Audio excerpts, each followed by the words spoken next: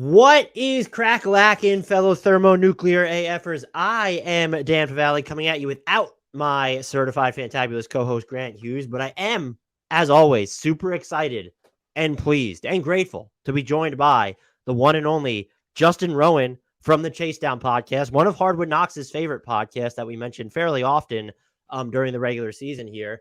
We're going to talk about the Cleveland Cavaliers if no one caught that on. The Cleveland Cavaliers look ahead fancier than a preview or an outlook, obviously, because the name has changed.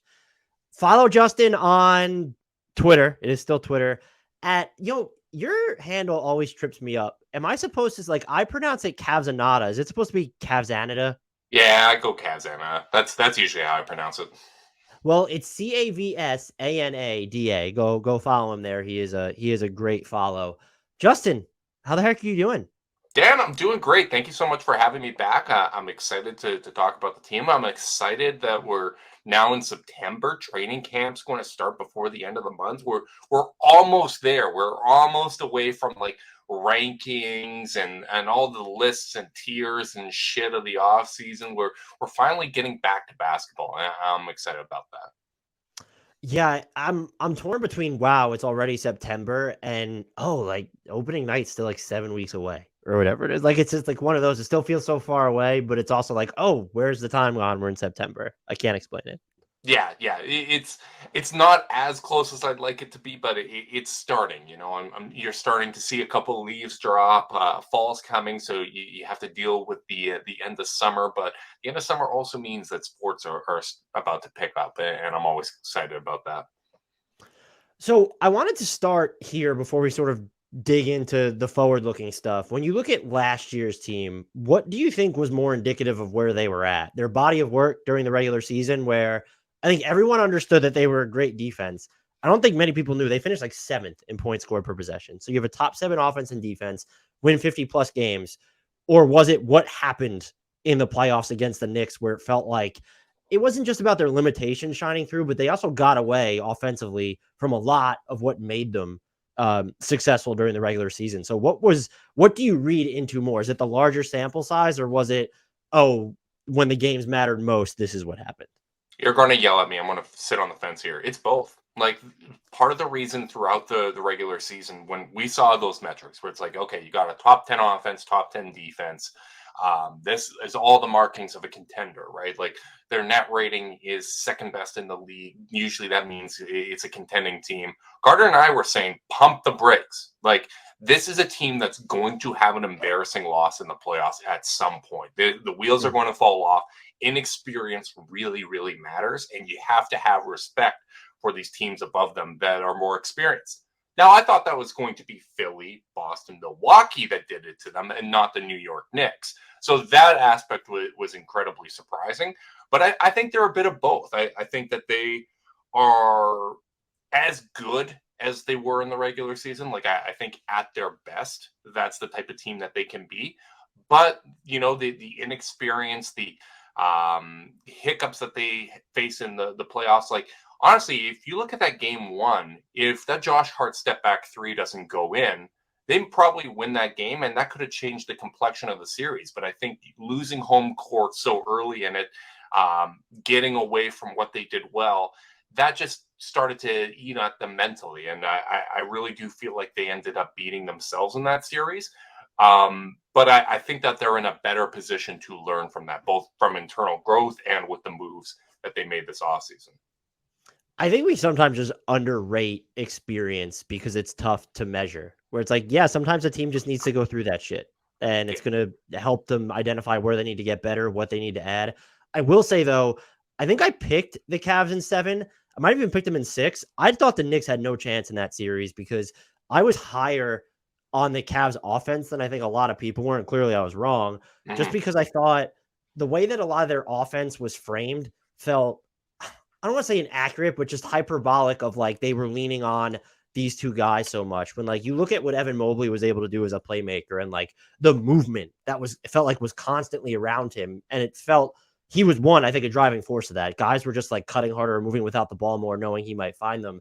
And so I would watch their offense, and then having Donovan Mitchell and Darius Garland, I'm just no, this team's a lot better than people think. And so even as Zach Lowe was saying pump the brakes. I know you guys had talked about, and you just mentioned that you thought they might get bounced in the second round and it might be embarrassing. I was just like, no, they're here. I thought they were just immediately like legit contenders. And again, clearly I was wrong. Mm-hmm. But that's like a pretty damn good baseline to be working off of.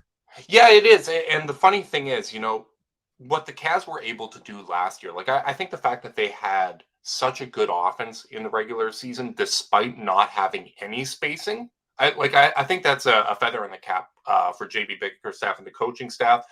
They were second in frequency of points off of cuts, which is usually kind of Oh, wow. Okay. a good measure of how much movement you have in your offense.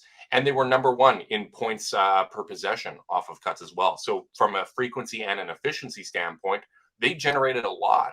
And when you look at the playoffs, that didn't change. Like the frequency in their points off cuts was right up there. The points per possession was up there. Isolation, they actually had less ISO possessions in the playoffs than they did in the regular season. Points per possession stayed the same in those. What really was taken away was their efficiency in the pick and roll, both for the roll man and for the ball handlers. And I think that was reflective of the Knicks saying, okay, you generate good looks off of kind of these three-man actions, right? Like usually it's a horn set, the two guards there with one of the big men. We're going to completely take that away. We're going to kind of cheat over and take away your pick and roll. And the efficiency just dropped off a cliff. They had the worst points per possession for roll man possessions. It was 0.49. Allen's dropped off from 1.15 to 0.8. Mobley's, if you can believe it. So regular season, Evan Mobley as a roll man averaged 1.09 points per possession. You want to take a wild guess what it was in the playoffs? 0.67. It was 0.08. He scored 1 point in 5 games as a roll man. And like that right there, I think that was the largest point of failure with the Cavs offense, because what we said all year is if you're going to have a backcourt of two small guards, the only time you see that work is when there's a front court playmaker. Like when your offense is really kind of centered around two guards, you need to have that Draymond Green, that Marc Gasol, that LeBron James that frees them up in the front court. And that needed to be Evan Mobley. And he just wasn't ready for that. Like the pick and roll ball handler numbers dropped off too. Like Garland and Mitchell both weren't as efficient in those scenarios. But it really broke down. And I think a lot of that had to do with, okay, you can be creative in the regular season and generate good looks off of those three-man actions. But in the playoffs, when that's really scouted, you need to have that spacing. And they just didn't have the spacing. And I think it led to a lot of second guessing and Mobley not performing as well in those spots and the whole team not performing well in those spots. So given all that, and the two headlining additions were George Niang and, of course, Max Strus. They also got Damian Jones. Ty Jerome is floating around on this roster right now as well. Do you think they did enough to address enough of their biggest weaknesses / concerns? I think given the resources they have, I'm very happy with this. Like even prior to the playoffs, Carter and I kind of did a look ahead to the offseason and, okay, who are your top targets? And we were looking at Spotrac and we're like, okay, here's the small forwards. There really isn't a lot of options. None of these guys are really shooters. None of these guys are in their price range. And then, you filter down to the shooting guard. And I'm like, all right, can I find a tall enough shooting guard that can maybe play the three? And Max Strus was that guy. Max Strus was the guy that both of us said, this is our number one choice because he gives you the frequency as well as the percentage when it comes to the three-point shots. My second choice was Kelly Oubre. Carter's was George Niang. He's like, if I can't use the mid-level exception on Max Strus, I'd rather just split it up, get George Niang. So for us to get both, I think was really encouraging. And then Ty Jerome, I don't know how much he's going to factor into the regular rotation, but I do think having a third guard that's 6'5", that can shoot, takes good care of the ball, nice assist to turnover rate. I think that's a helpful thing to have. And he's got some wiggle, as the nerds would say. He's got some wiggle to his game. Yeah, and I just feel like this is the right type of supporting cast that allows you to better evaluate the core, right? Like the core worked so well together last year, and even in that Knicks series, like through 4 games, they still had a positive net rating when all 4 of them were together. but there just wasn't a lot of options to go to. Isaac Okoro misses a month before the playoffs with an injury and gets re-injured multiple times in game one. Went down with a knee injury and then got elbowed in the head by Mitchell Robinson. That wasn't helpful. So then you're really going to Caris LeVert. Ricky Rubio attempted to play. Danny Green minutes were an absolute disaster. Like, there just weren't levers to pull. So I feel like they have better spacing now to at least properly evaluate, okay, can this work? JB Bickerstaff now has levers to pull and options to go to so that you can better evaluate what he and the coaching staff can do. I just feel like even though it's not like problem solved, we fixed everything, we have the perfect small forward, you don't have that. But I do think that they're in a much, much better position. And I think it's going to lead to them having a much more successful season. Yeah, I was surprised that they're off. It felt like, and maybe I'm so far removed and misremembering, that those bigger transactions weren't lauded more. And I saw some people first were like, oh, that's a lot of money for Max Strus. I was like, it's a tick above the mid-level now. Like, let's relax. And I think too many people kind of focused on his 3-point percentages last year in Miami, which were all over the place, especially in the playoffs.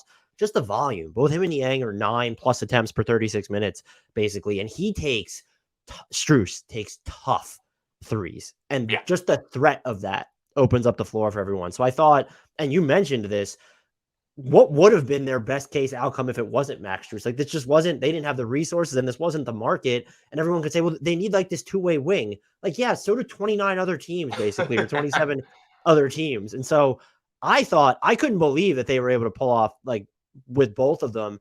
I would ask though, based off what they've done, what is still kind of your biggest concern with this roster?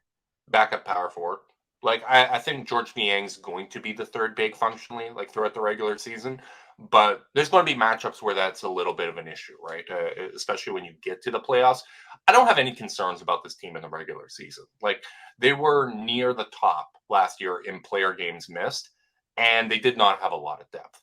Now they have a lot of depth, and if you get any sort of positive regression when it comes to injury luck in an Eastern Conference that seems a lot weaker, like Philly got worse.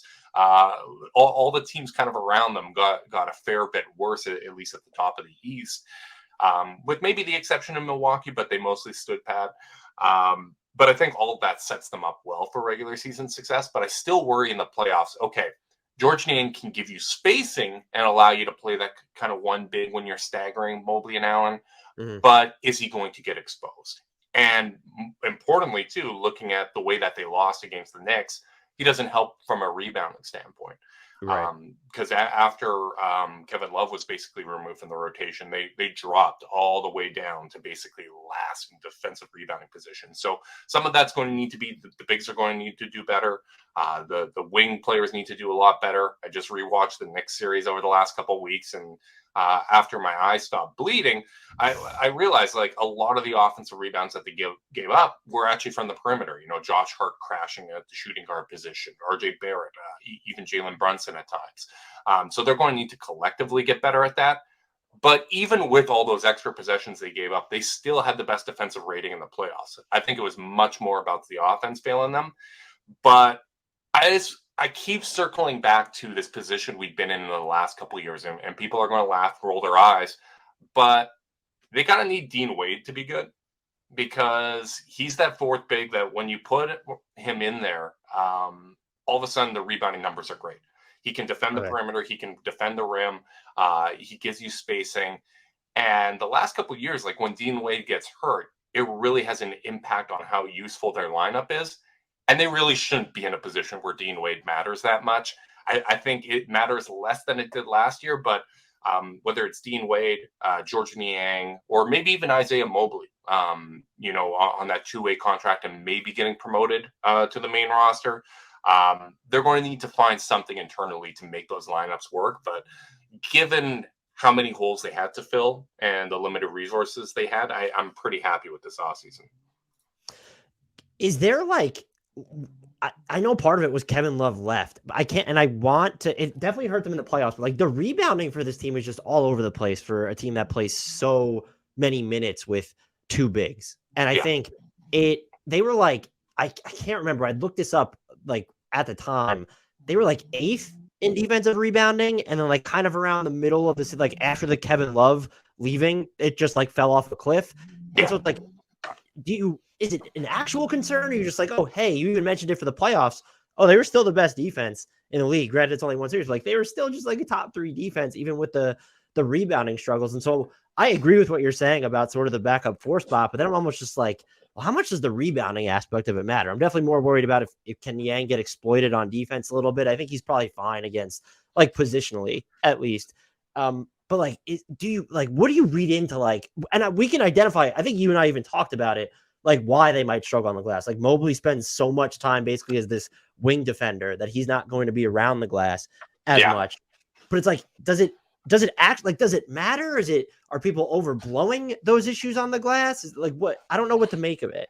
I think it's maybe a little overblown. Like I think, like the funny thing about that series is it all just felt, because there was such bad offense in that series, like even from the Knicks standpoint, like people act like Jalen Brunson was having a great series. He had 24 and 5 on a 53 true shooting percentage. Like he was less efficient than Garland in that series when you look at it, which it didn't feel that way because every time, you get that extra possession late in games and Brunson hits a 3, it just feels so much bigger. I'm not super concerned with it. Like when I looked at the series, the first couple games, especially like the Jared Allen, Mitchell Robinson possession battle, a lot of the possessions earlier in the series were okay. A couple times a game, Mitchell Robinson outmuscled him one-on-one, got the offensive rebound. But later in the series, a lot of it was, all right, we're having point of attack breakdowns. So Jared Allen has to make a decision. Do I give up an open layup to RJ Barrett or Josh Hart?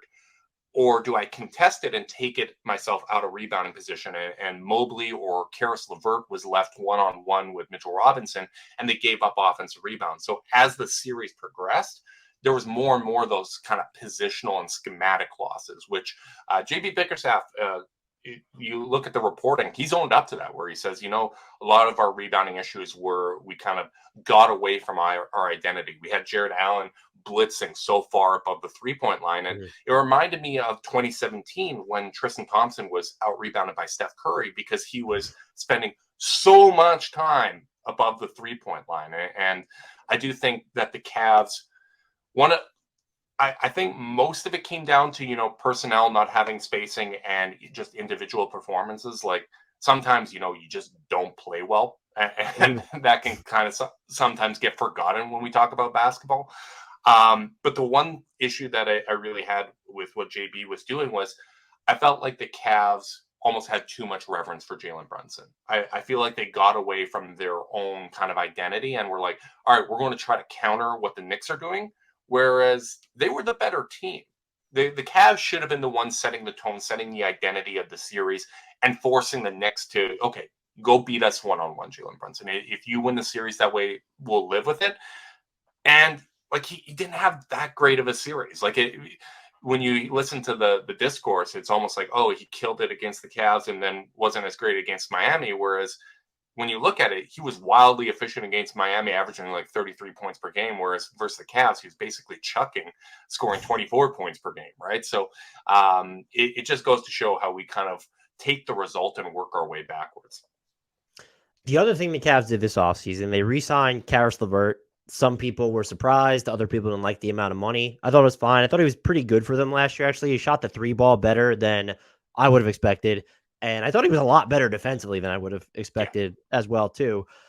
Is he suddenly at all more important to this team, given the circumstances with Ricky Rubio, taking time to deal with his mental health, good for him? Or is that more of a contract where it's like, no, this is like kind of a human trade exception situation? I do think he is more important now. Honestly, like even prior to the Ricky news, Carter and I were saying I would rather not play a backup point guard. Like I'd rather just stagger Garland and Mitchell. You have one of them on the court at all times. And then that opens up minutes for Caris LeVert, for Max Strus, for Isaac Okoro, for George Niang, right? Like you kind of have that weird glut at the 3-4 position. And I think I just trust like the guards and Caris LeVert. Like Caris LeVert's playmaking often gets underrated, especially as a pick and roll ball handler. He's a really, really good pick and roll ball handler. And for a team that, now has improved spacing for him and has such great bigs to work off of, I think he is really important. And I think people need to get over the sticker shock when it comes to these new contracts. Like you said, that reported $16 million that he and Strus are getting, that's not a whole lot more than the mid-level exception. And when you look at it as a percentage of the cap, which is the only thing that matters, it is less than Channing Frye got on the Cavs in 2016 when they won. It's right around that J.R. Smith, Amon Shumpert range, which It's when you put 11.3% of next year's salary cap.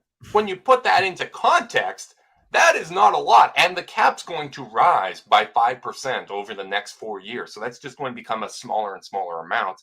And I think it reminds me a lot of Jared Allen. Like when Jared Allen signed his 5-year, $100 million deal reportedly, like people are like, oh, that's a lot of money. Well, you look at it now, Jared Allen's barely getting more than like what the mid-level exception is going to be in 2 years. You look at the centers that signed for that amount of money, like Jakob Poeltl, Nick Vucevic, right? Like Max Strus and Caris LeVert signed for Isaiah Stewart money. Like Right. it's really like it's going to be so much easier. Like people worry about, oh, can the Cavs keep all 4 of these guys together? Garland, Mobley, and Allen are going to be making Jaylen Brown money together. And like Donovan Mitchell isn't eligible for the Supermax. Like it's not as much of a financial crunch as you think it's going to be. Garland is on a bargain deal when you look at what he can contribute. It would be different if like 2 of these guys were approaching their 3rd contracts, which they're not really. And fun aside, or not so fun aside, we have shirts made that says, I'm sorry, Jared Allen, because we destroyed that Jared Allen contract at the time. And part of it was because they had drafted Mobley as well. Yeah. But it was just like, could not have been more wrong. But I don't even want to have to, if I had to listen back to that podcast, I wouldn't be able to sit through that segment that we did. We killed it.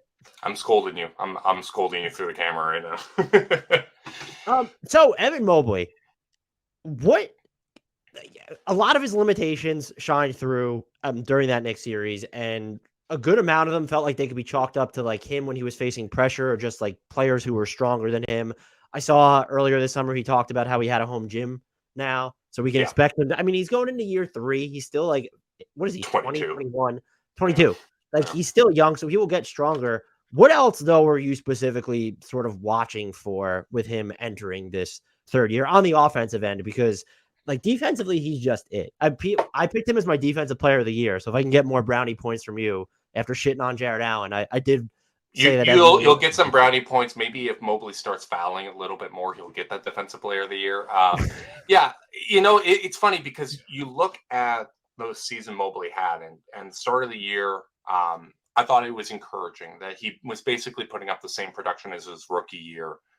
With higher efficiency alongside adding a piece in Donovan Mitchell, right? Like I think that goes to show just how malleable both he and Darius Garland's games are, that they didn't lose anything adding such a major piece.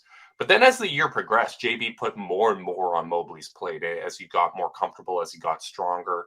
And you look at the last, like basically since the start of 2023, so January 1st, he was averaging 18 points per game on high efficiency. The playmaking numbers were coming up. And that's part of why I felt so confident going into that Knicks series. Like we identified the areas of concern. Like I feel like in our series preview, we hit on every way that the Cavs could lose the series. We just didn't expect it to be so dramatic. And I think if you play that series over a bunch of times, it probably is around 50-50 of who wins. But I think the majority of the time it goes longer. But Evan Mobley really struggled in that series, and I know everyone focuses on the 3 ball because that's the only thing that matters in today's game.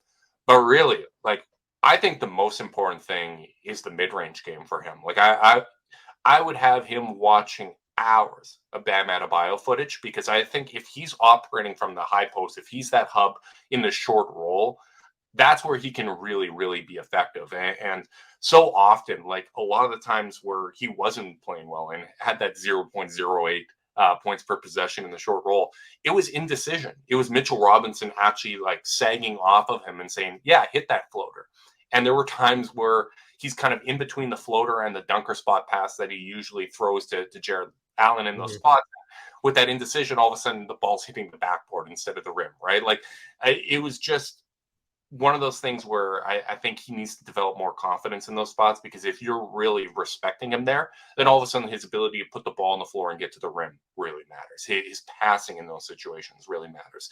Having Max Strus as an option where now you're running a 3-man action with Garland, Mitchell, and Mobley.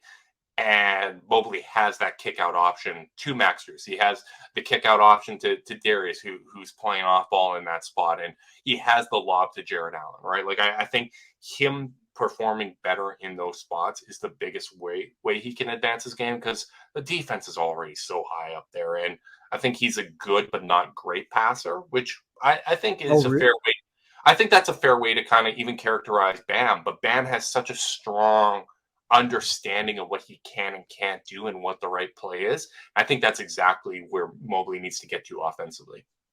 I think the only thing I'd push back on is I actually think he's a great passer. When you were looking at the reads he was making last year and like the spacing that's around him during the regular season, and it felt like there was a lot more like, hey, live dribble stuff happening too than it was during his rookie year. And so I really think with the extra spacing, he's going to wind up, if he's not already a great passer, he will get there.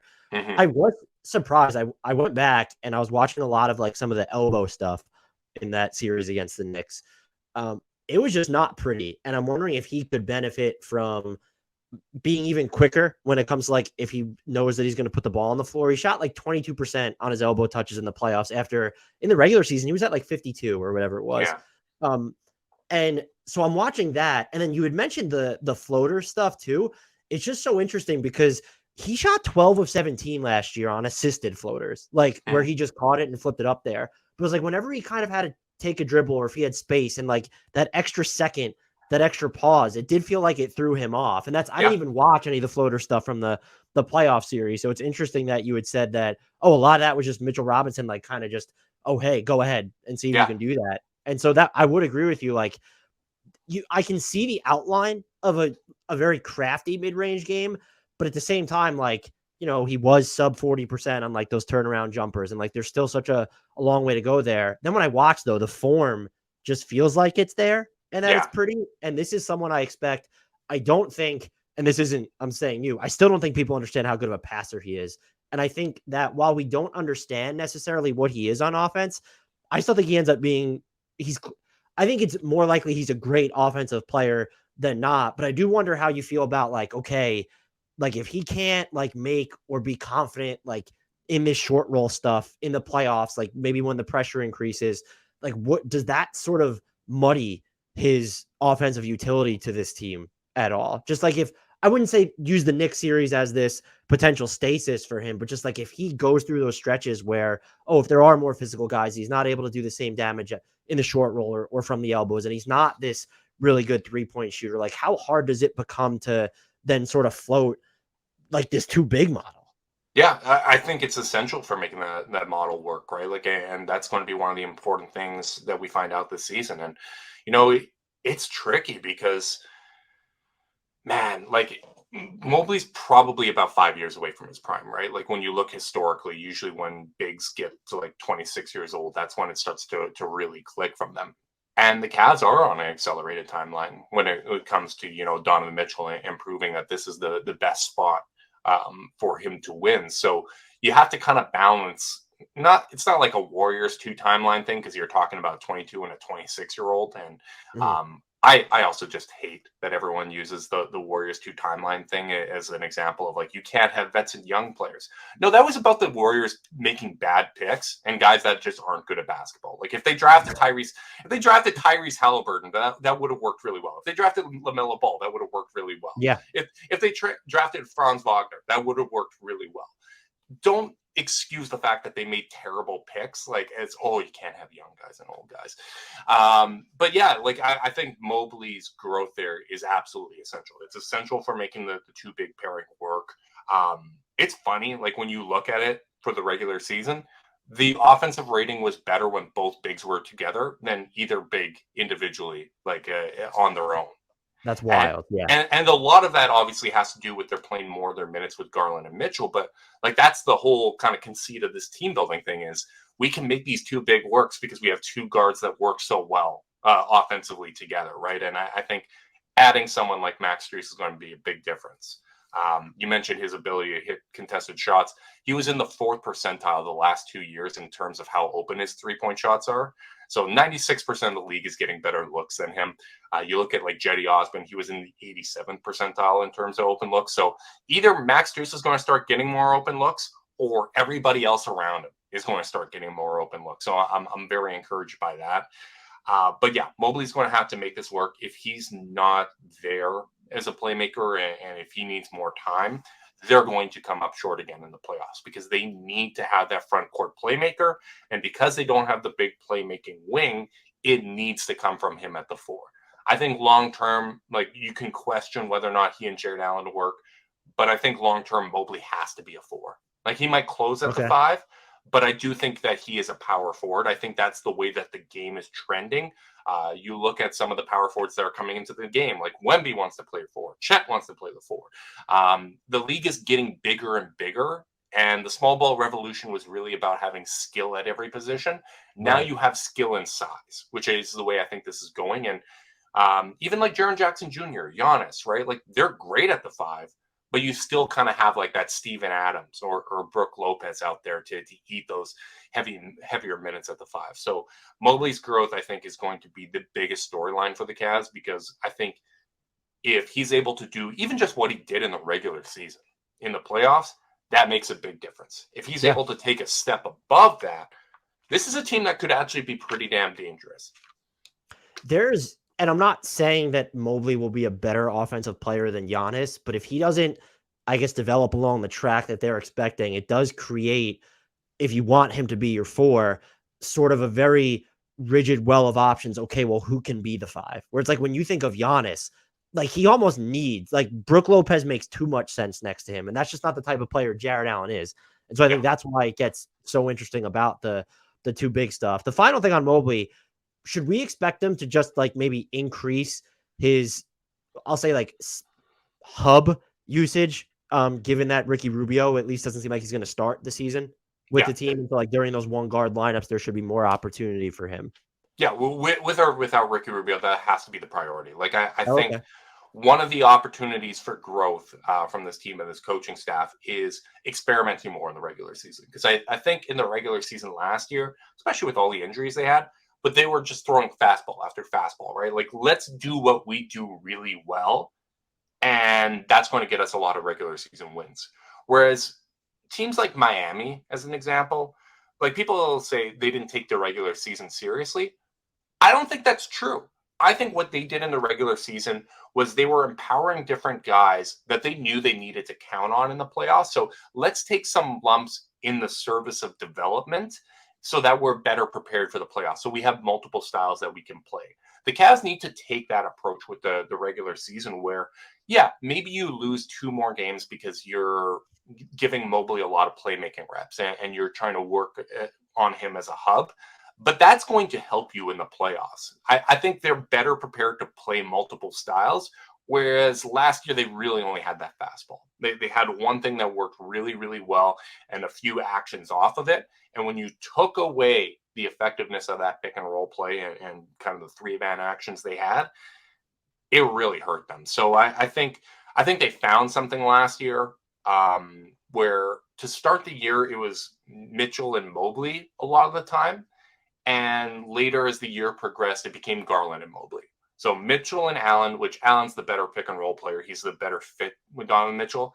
And Garland and Mobley was ridiculous. I think they had about a +12 net rating when they were on the court without Mitchell and Allen. Like that, more than anything, I think is the core of this team. Like that's the heart and soul is those 2 guys together. And I think having Evan Mobley play as a playmaker in those spots is going to be really interesting.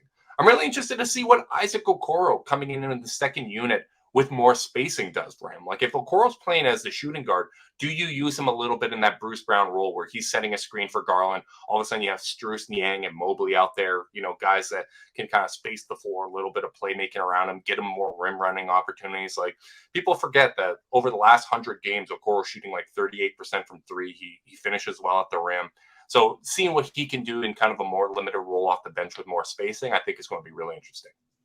So you're still an Isaac Okoro believer then? The extension eligible Isaac Okoro, by the way.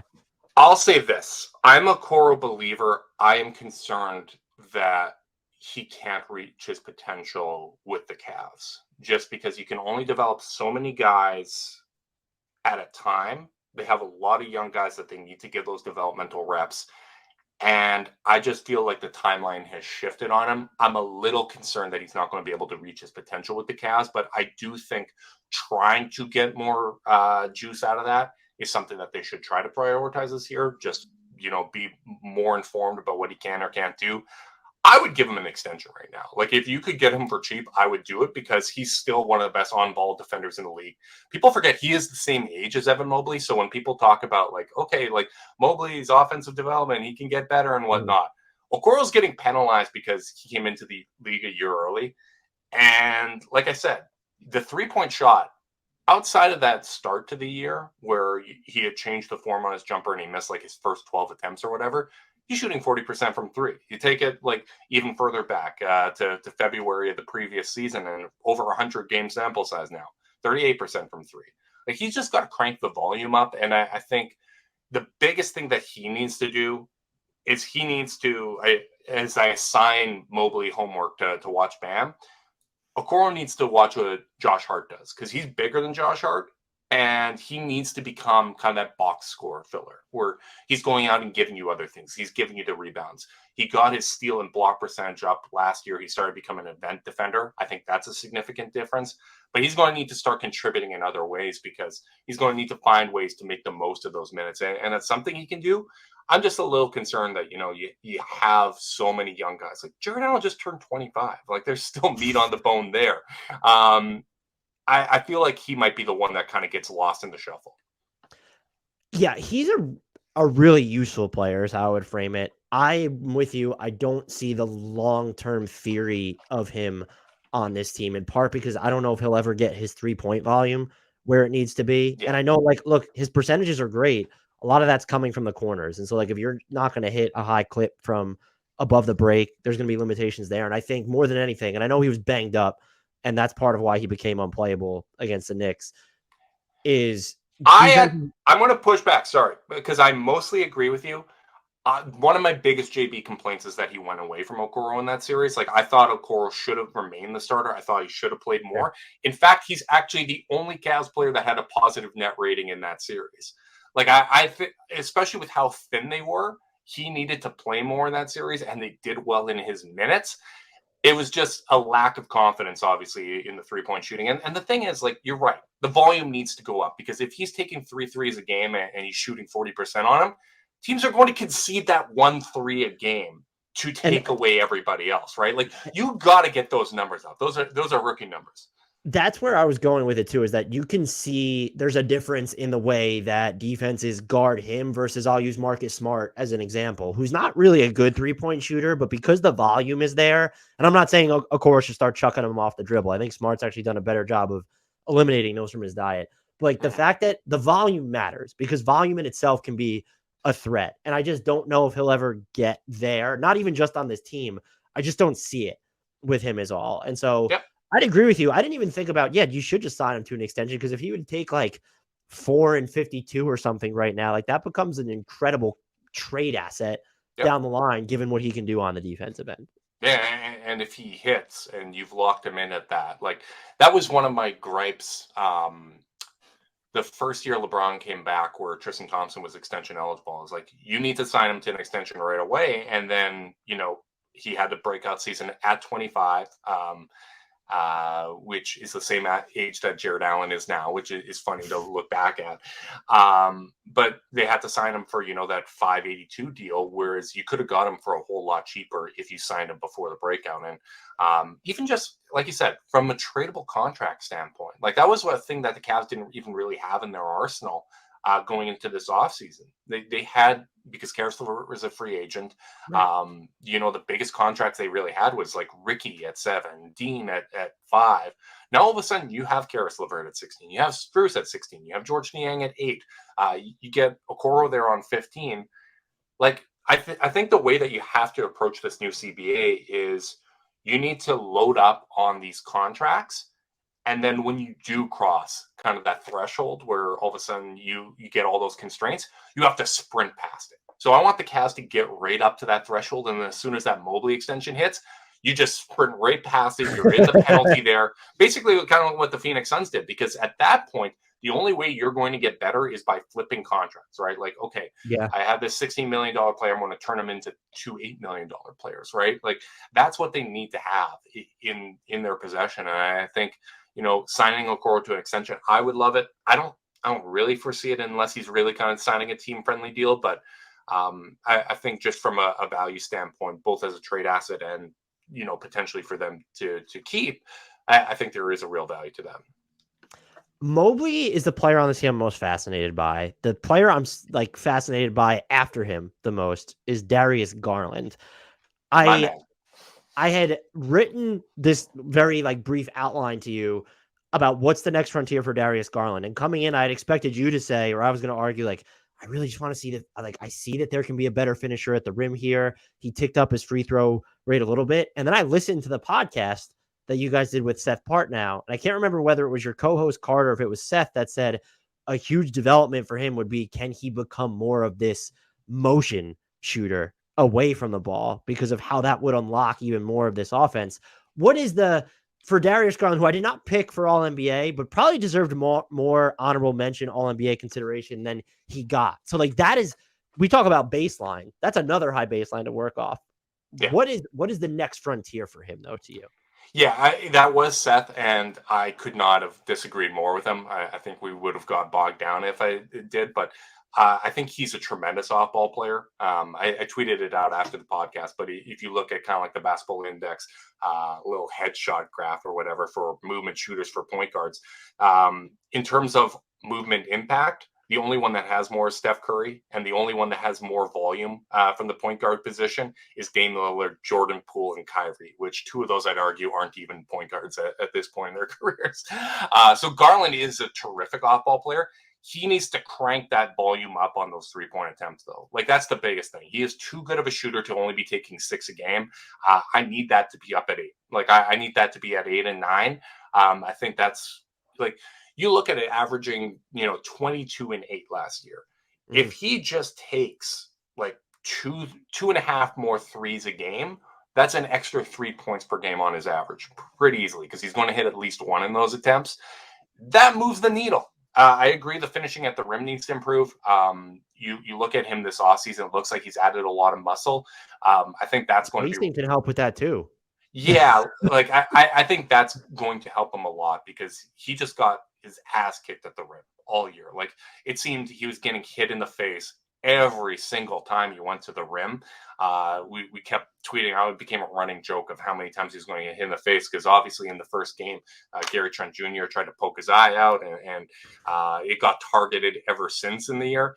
And I think just him getting more calls at the rim as a result of his strength, I think it's going to be really helpful, because the reason he's not getting as many calls at the rim, you look at the players that have that many drives to the rim, and I think only Bradley Beal has a lower free throw rate. He's 20% below the average for everyone else in that mix.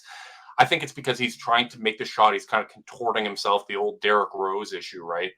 Whereas now if he's going into guys, that contact's going to become kind of more evident. And I think also just better spacing around him is going to give him more kind of open finishes at the rim. So obviously, you'd like to see that continue to improve. He was actually a better finisher at the rim than Donovan Mitchell was at the same age. So I think getting that three-point shooting up and continuing to do what he already does well at a higher volume, I think that's going to elevate his standing. I think that can take him from all-star snub to an all-NBA player. And I think here's a hot take for you. I think he could be the best player on the Cavs next season, or at least have an argument to be. I could see it. So I didn't know about the movement impact as a shooter. I never would have guessed his numbers were that high in those situations. He definitely, I want to see them explore more of the Mobley Garland connection, where he gets moving downhill away from the ball when Mobley has it. I never would have guessed. You look at the assisted 3-point percentage. It's up there. But when you mentioned volume, so I'm pretty actually surprised that he was such an impactful movement shooter player. I would not have guessed I'm DMing you the tweet right now. I don't think you're wrong. I'm just saying, I never would have guessed the volume was even there for him to rank. So, but the number you mentioned, it you want the threes to come up. I don't even care how they come, because he hit 39% of his off the dribble threes. If those are the threes he's going to take 2 more a game of, I think people overstate. Well, yeah, what's it going to matter if this guy takes 2 more 3-point attempts per game? There's a player where it can make a meaningful difference. And Darius Garland is just one of those players because he's already so good at it.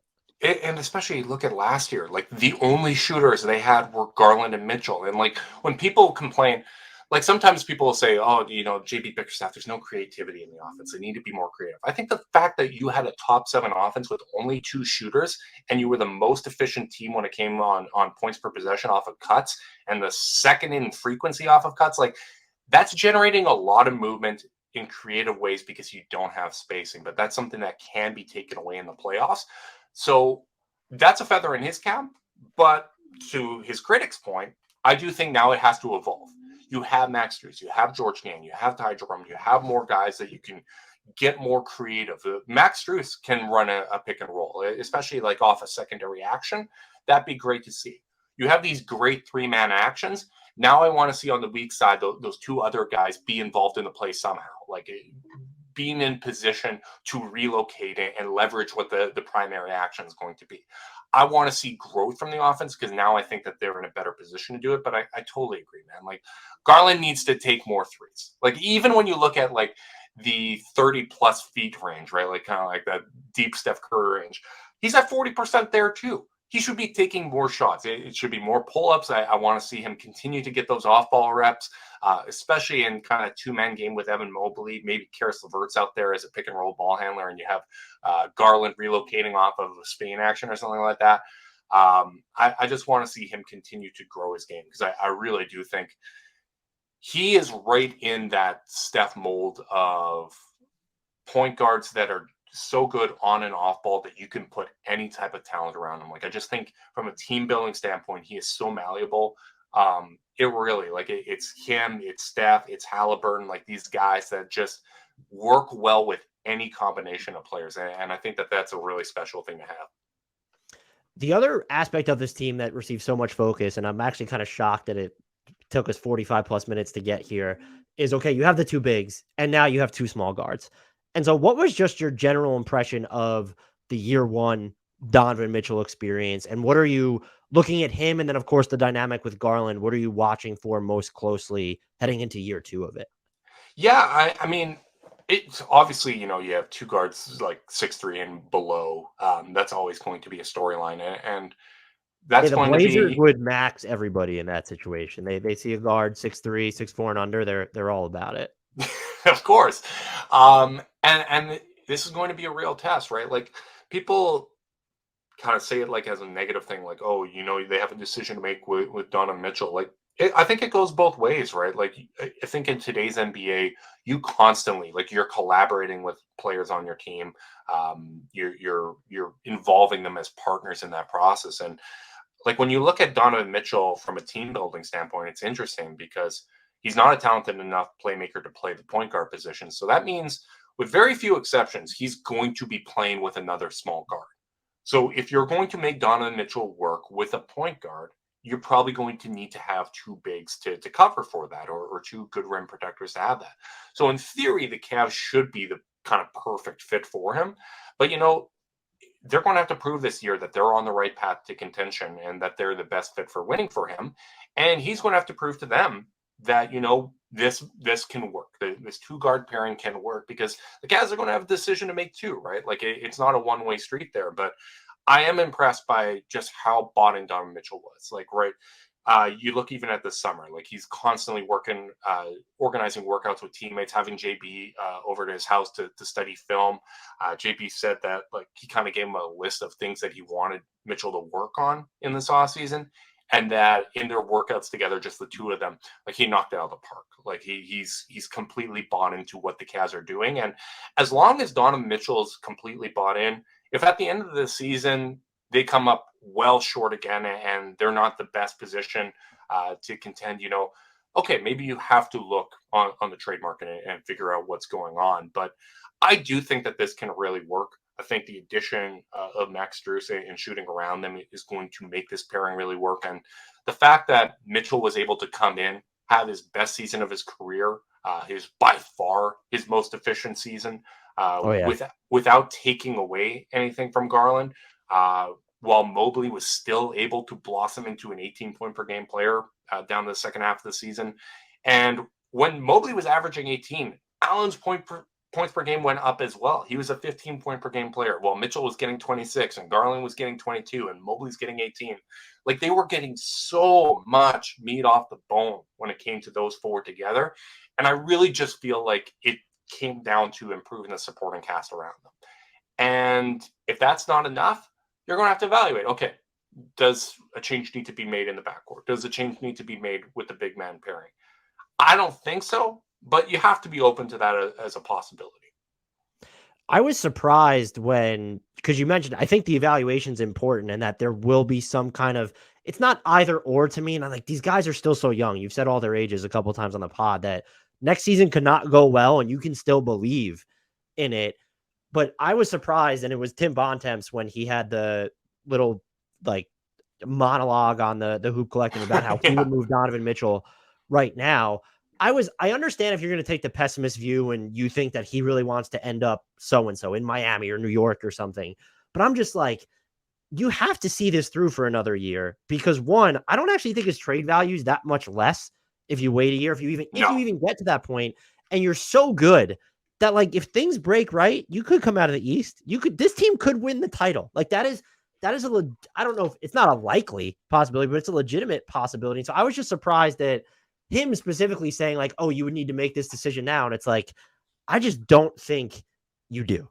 Yeah. Like, his full premise, like if you listen to the whole clip, is I think the Cavs are going to lose in the first round again. And if they do, Donovan Mitchell's probably going to want out.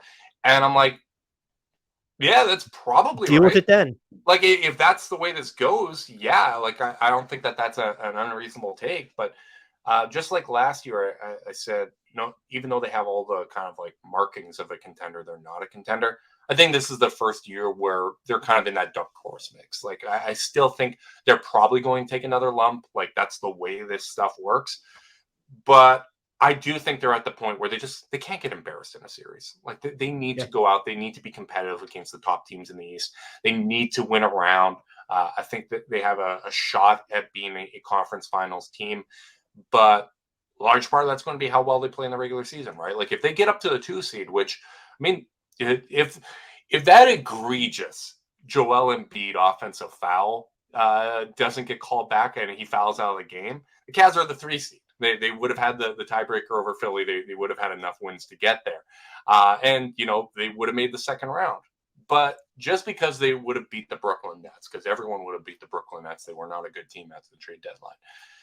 If they would have won a round and got embarrassed in the second round, or even if they were competitive in the second round because, it's a better matchup or whatever the case may be, all of the same flaws that got exposed were still there.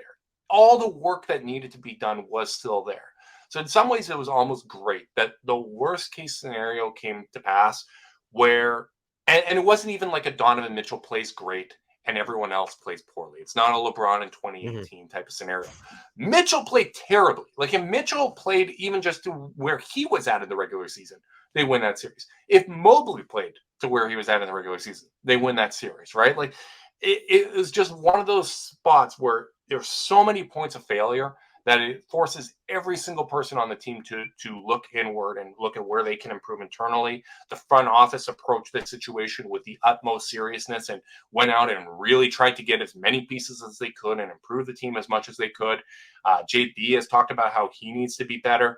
So I do think that they're on the right footing to have a much better season this year. If the Cavs are the ones that are ultimately, like, there's nothing going on with Donovan Mitchell or Jared Allen or Darius Garland, if they're the ones calling the shots here from like a front office perspective, what is the dynamic of this team that's under more scrutiny? Is it the dual bigs or is it the dual smaller guards? I think it's the dual bigs. It's, a battle I've been fighting, but I think that's kind of I think that would be the first domino, because in all honesty, I think Donovan Mitchell next summer is signing a long extension. I think you look at it historically, that's usually the way it goes with stars. And then maybe like 2 years later, you're looking at, okay, the same kind of trade conversation that Utah got in. But stars just don't hit free agency.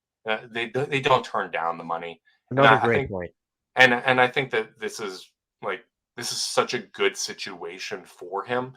And like, as much attention as the Knicks get, you listen to Ian Begley and Zach Lowe.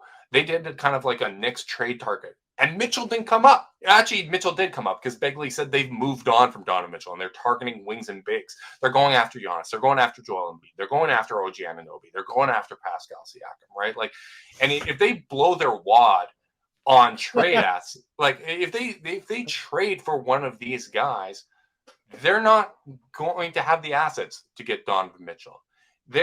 And Mitchell, like, he's not going to go to Brooklyn. Brooklyn's not a good team. Like, if Mitchell cares more about where he's playing than how good it is and how, like, whether or not that's a winning team, then that's not someone you want to build around. And I don't think that's the case. Like, even in, like, pessimistic Cleveland reporting, like the day after they lost to the Knicks, Jason Lloyd talked about basically, oh, they're going to have to figure things out. He's going to need a sign extension or he'll get traded the next summer. He said his number one priority is winning. So I have no reason to doubt that. I have no reason to doubt his commitment. And for all those reasons, I think the bigs are going to be kind of the point that's most scrutinized. So, like, even if they're able to, like, if they have to reevaluate and say, all right, let's go get ourselves a stretch five. Let's go find a way to get Miles Turner as an example. Like, maybe they go that route, but I think Jared Allen is a more talented offensive player than he gets credit for. That pairing has been so good their rookie year. It was so good the second year together, and the offensive rating was actually good with the two of them together last year. And the thing I always keep in mind is this is the worst that pairing is going to be offensively, like from a skill development standpoint. As Mobley gets better and as Jared Allen gets better, because now he's starting to enter his physical prime, it's going to become easier. As Garland gets better, like, he's 23 years old. People forget he's literally a year older than Evan Mobley. As he gets better, it's going to get easier. As Donovan Mitchell gets better, it's going to get easier. As the supporting cast gets better, it's going to get easier. So I'm still a believer it can work, but I think that is the part that would get scrutinized and changed up if they do need to pull the trigger on a trade. Or maybe, Allen elevates himself to the point where he can be part of another consolidation trade to get a star wing. And they get like a Jonas or a Steven Adams type, just mid-eater at the center position, because you can do that. Like, obviously wings matter more, but I just don't think the type of wings that the Cavs would trade Allen for are going to be available.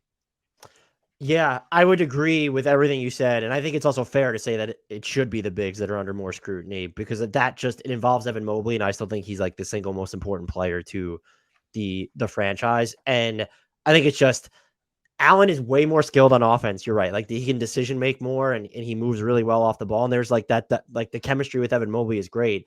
Just the absence just functionally of that one thing. If Mobley doesn't have a mid-range game or a 3-point shot, and then Allen doesn't have either of those, that's what makes it so tough. And so I think in theory, you can approximate Jared Allen more with a lesser player than you can any of the other three in Mobley and Garland and Mitchell. You mentioned him earlier in this podcast. Do you have Dean Wade optimism for this year? Like, his last year, very much, he was just so injured. He had even recently talked about how Kevin Love leaving impacted him as well. Where are you at with him, and what type of role should we expect him to have out the gate? I still have a little bit of concern. I think he said he's at about 80% range of motion in his shoulder. Like, he doesn't have the hitch when he's shooting. 80%. Yeah. Yeah, that seems concerning. Yeah, like he doesn't have the hitch in it, but he can't kind of go like all the way back or something like that with his collarbone getting dislocated last year. Which, again, you play the Toronto Raptors, you leave with injuries. It is what it is. I'm hopeful that's not the case now that Nick Nurse is gone. But yeah, like, I have some optimism just because, like, when he was healthy, he's kind of giving them that Grant Williams type role, right? Like that 3-4, can play that small ball 4, stretches the floor well. He improved as a movement shooter. He said his shooting is back. He's got his confidence back there. So hopefully it can help, but I don't expect him to be in the opening night rotation. I think George Niang is going to kind of take that role. Like, I think obviously starting 5 is the core forward Strus.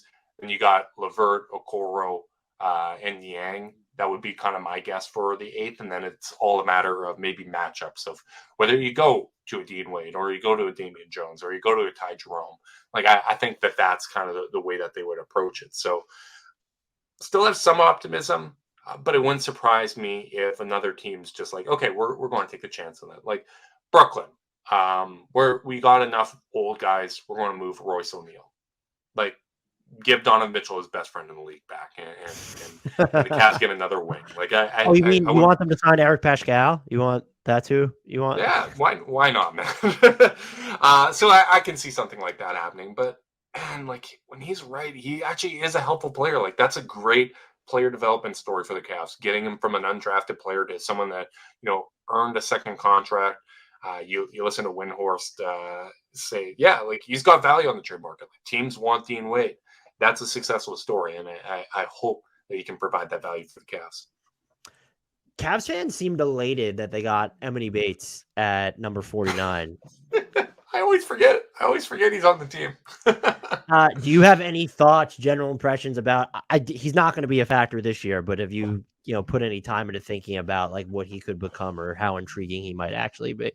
Have I put thought into a 6'10" wing that shoots the shit out of the ball and what he could be for the Cavs? Yes. Draws very frequently Michael Porter Jr. comparisons, and after watching Michael Porter Jr. in the playoffs, that's like, oh man.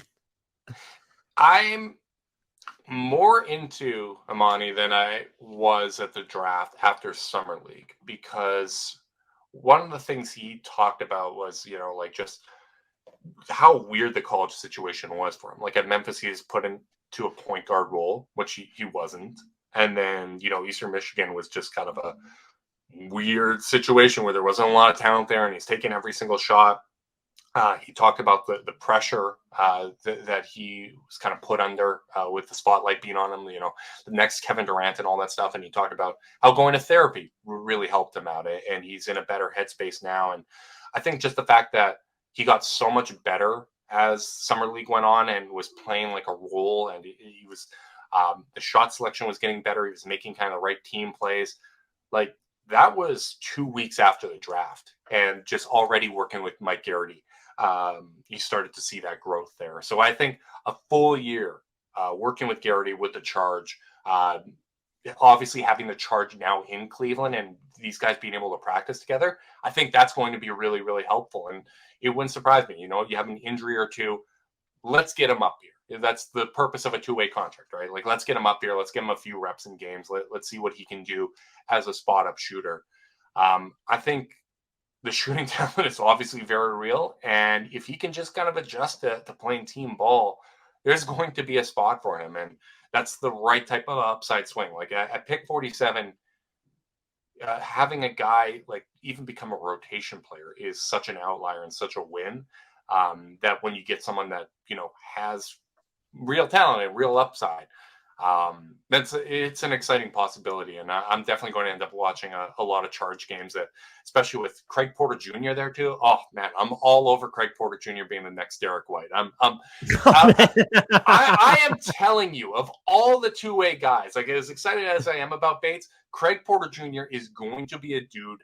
That guy is the next Derek White. I could not be more excited for him. I think he's going to be the backup point guard of the future.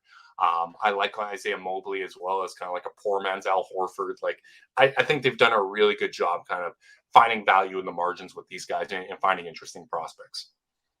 On that note of an ode to Craig Porter Jr., are you ready for the cookie cutter portion? Hell yeah, buddy. Let's do this.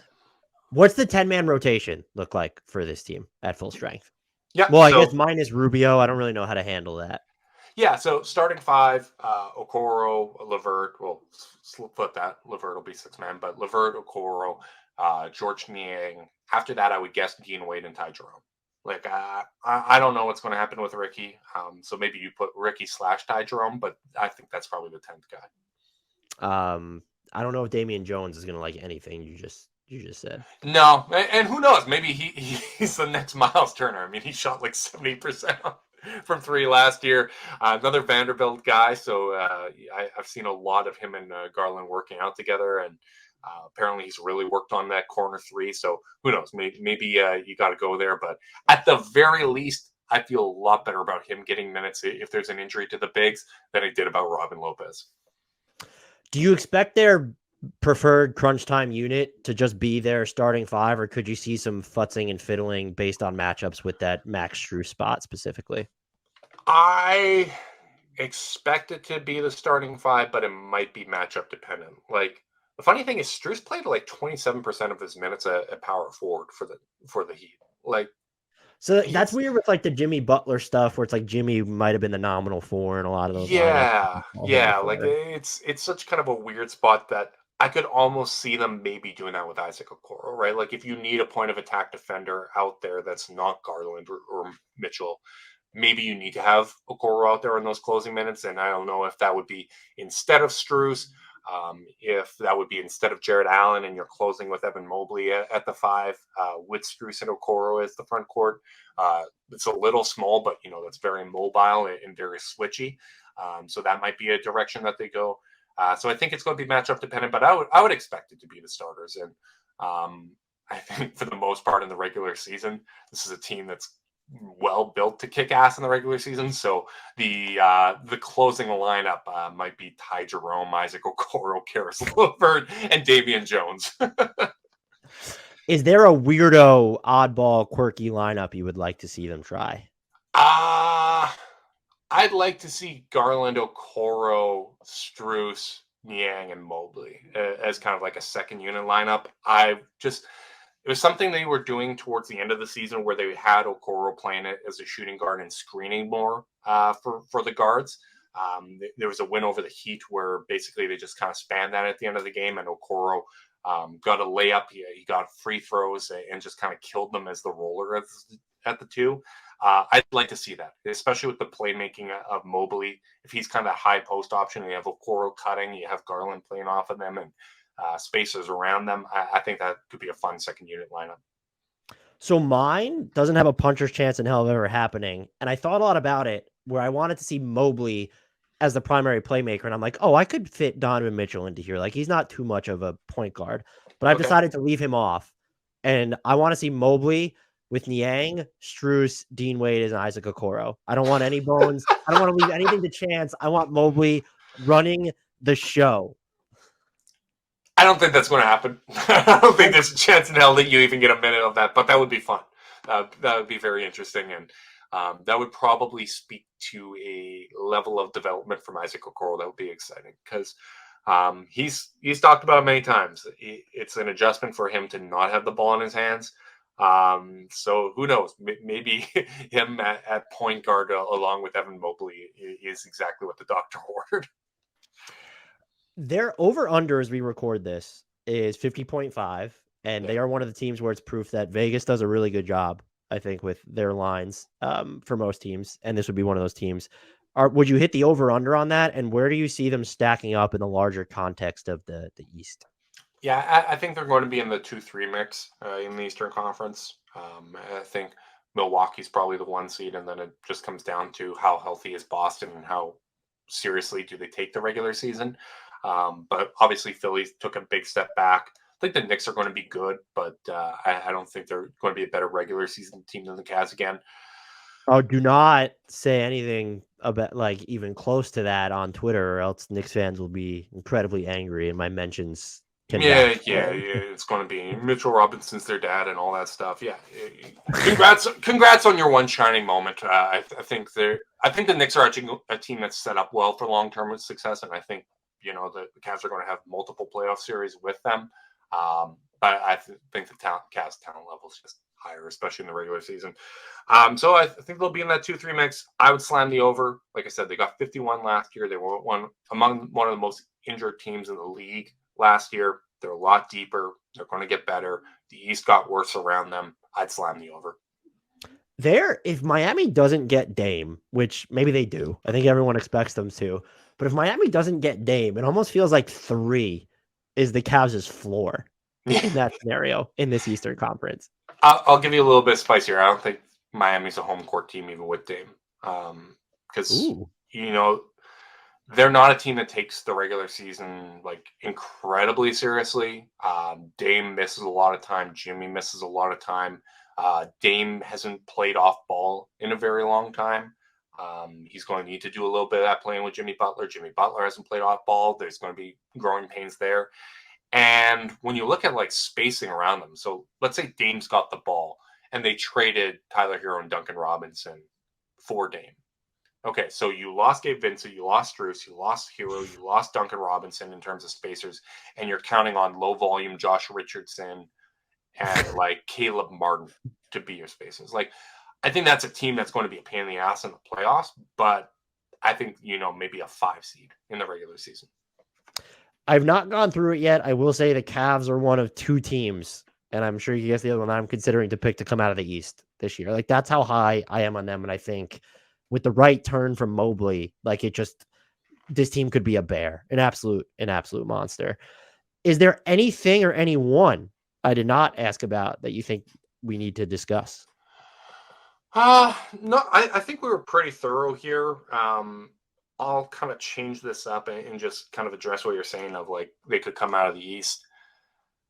You still got to learn the lessons from the LeBron era, which is, the best player really does matter. And I think the Cavs can make DCF, but Giannis still exists. And that's a particularly interesting matchup there. And I just can't help but worry. It's like an Atlanta Hawks thing of like this great team that gets to the regular season, and then all of a sudden you have that problem to solve. And I think that's going to be a fascinating part of the Cavs team building is I don't know if there's a top 5 player on this roster, but can you make that up in the aggregate? Can you have, Mobley be a top 15 player, Garland and Mitchell both top 25, Jarrett Allen a top 10 center, and enough help around them that you're able to win that way? Or can Mobley elevate his game where he does get into that conversation, right? Like they need to find that path, whether it's in the aggregate or whether it's Evan Mobley development. This season, though, as much as I think Mobley's going to improve, I think the biggest leap, the most meaningful leap they're going to get is from Darius Garland. I really think that he's going to take a very significant leap. And if that's coupled with Evan Mobley kind of taking that first like mini leap that you saw Garland take 2 years ago when he was the Cavs' best player and led them to 45 wins, you see kind of that like first leap of, okay, I'm finding my footing, I'm finding my voice in the NBA. You couple those two together, and I think an Eastern Conference Finals run is definitely a possibility for this team. I think what's most intriguing about a Cavs coming out of the East scenario is how, they might not have the top 5 or even a top 10 player, like you said, but they're so comprehensively good. And if Mobley is like, he shot, I think it was like 43% on pull-up 2s last year. If he's like a 44% mid-range shooter, like they might be the team with the fewest weaknesses in the East because of what they did in the offseason. And that is appealing to me because even with Milwaukee, we've seen the fatal flaw, Drew Holiday's shot selection in the playoffs. Like, he'll hit those step backs in the regular season, not during the playoffs. Middleton's knee is a big deal. Yeah. And then just like Giannis has his own limitations. So like if Evan Mobley's hitting more of his mid-range jumpers than Giannis is, like that's just so meaningful. But I understand what you're saying where it's like, yes, the best player in a series matters, and the Cavs are less likely to have that than the Bucks because Giannis exists. But the Cavs might be they might be good enough that they're in the position where if weirdness happens, they can get through, right? Like we see that as much as we discuss these teams on paper, shit happens. Like Milwaukee's lost in the first round a couple times now, right? Like and Giannis. All they do really is lose in the first round or win the championship. Yeah, like it's possible they don't even go that route. Like maybe they play Boston, who they had Boston's number last year. Like they played Boston really well. They're about to have it again too because Boston is not built to defend Giannis anymore. They just decided that wasn't like a let's get Kristaps instead of having Marcus Smart help out with that. Was an interesting choice. I think Boston got worse, and now you lost your best point of attacker and playmaker. And that's not a good thing for a team you already didn't match up well against the Cavs because Darius Garland, Donovan Mitchell is a handful. So I'm interested to see how that matchup goes. But like maybe if that's a conference finals, that's a team that's beat themselves a lot of times. Like they should have never lost to the Warriors. Jason Tatum had a shoulder injury, of course. Like when the Warriors win, there's usually an injury on the other side. But like that's a team that does go out and beat themselves. Like that's why they almost lost to Miami the year before, and that's why they lost to Miami this year. They go out and they beat themselves. So if the Cavs stop beating themselves, they're going to be in a much better position. Justin, thank you for this as always. You were so generous with your time and insight. Are you able to tell our listeners where they can find you and all the great work that you do? Absolutely. Wherever you're listening to this podcast, you can find the Chase Down podcast. We're on the Cavs YouTube channel. We usually go live once a week in the off season, twice a week in the regular season. So subscribe on your favorite podcast platform. We're there too. And like Dan said, you can find me on Twitter at CavsCanada. Twitter's Mama called it Twitter, so I'll call it Twitter. And you can find the links to both his Twitter and the Chase Down podcast feed will be in our description. So I highly recommend subscribing to those guys. They do a great job. Thank you so much again, Justin. And as you know by now, I will be pestering you again in the future. Hell yeah, you better. I'm going to hold you to that.